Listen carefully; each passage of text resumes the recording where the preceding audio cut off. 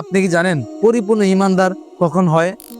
রাসূল সাল্লাল্লাহু আলাইহি ওয়াসাল্লাম বলেন, মানুষ ততক্ষণ পর্যন্ত পরিপূর্ণ ইমানদার হতে পারবে না সে যতক্ষণ না নিজের জন্য যেই কল্যাণ কামনা করে সেই কল্যাণ অন্যের জন্য চায়। মুমিন তো সেই যে শুধু নিজের ভালো চায় না, সকলের ভালো চায়।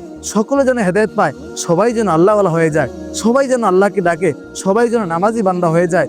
মুমিন সব সময় সকলের ভালো চায়, সকলের ভালোর জন্য সবসময় তিনি নিয়োজিত থাকেন। এটাই মুমিনের বৈশিষ্ট্য, এটাই একজন মুমিনের জন্য কাম্য। মুমিন কখনো চায় না অন্য মুমিন বিপদে পড়ুক, অন্য মানুষ বিপদে পড়ুক। মুমিন সব সময় অন্য মানুষের ভালো চায়।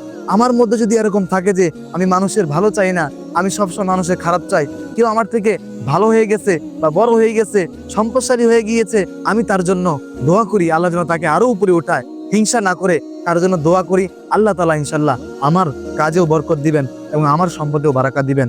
হিংসা নয়, দোয়া ও সবরের মাধ্যমেই কাটুক আমার জীবন।